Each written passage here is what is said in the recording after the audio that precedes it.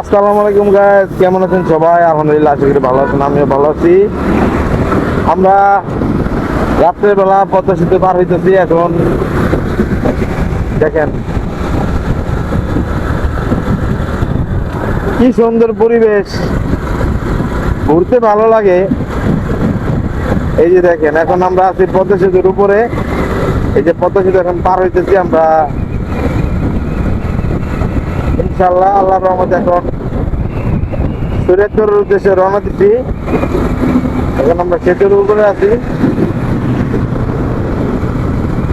যদি কারো অল্প অল্প অল্পই ভিতরে একটু ঘুরতে মন চায়, ইনশাল্লাহ আইতে পারবেন পদ্মা সেতুর উপরে। খুব ভালো লাগবো। এই যে দেখেন, ভিডিওটা ছাড়লে কেমন লাগলে ভিডিওটা আপনারা লাইক কমেন্ট করে পাশে থাকার চেষ্টা করেন।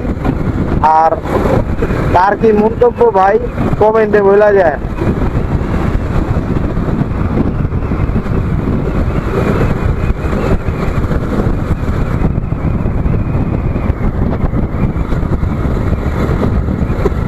মানুষ, কিছু মানুষের টাকা হইলে মানুষ চোখে সরিষার ফুল দেখে। এখন যেমন আমি এই যে এখন পদ্মা সেতুর উপর দিয়ে যাচ্ছি, আমার কাছে খুব ভালো লাগতেছে। এখন এই বিষয়টা নিয়ে আমি যদি একটা চার দোকানে আমি বিশাল লাফালাফি করি, গপ্প করি যে আইছি না, পদ্মা সেতু পার হয়েছি, এই সেই, এই লাফালাফির কোনো মানে নাই ভাই। তাই বলে কি, যারা হঠাৎ হঠাৎ কিছু পাওয়া যান, তাদের উদ্দেশ্যে রাত্রের বেলায় পদ্মা সেতুর পার হইতেছে আর বলতেছি, যারা হঠাৎ কিছু পাওয়া যান তারা মানুষ ভাইবেন। তাতে আল্লাহ পাকও খুশি হইব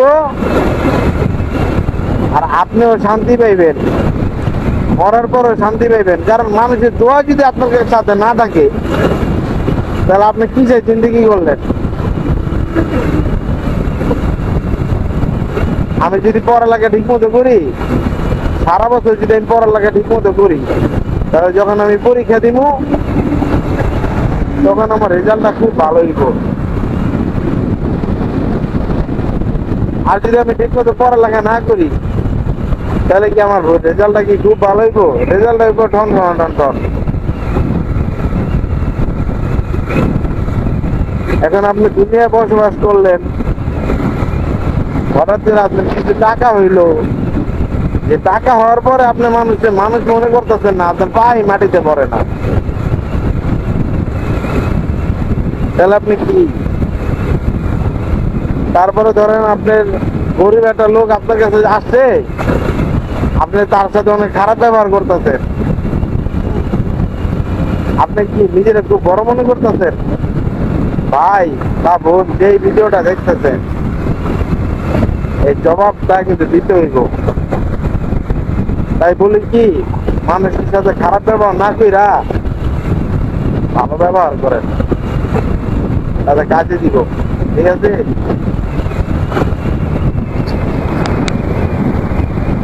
ভালো থাকবেন, সুস্থ থাকবেন। আসসালামু আলাইকুম।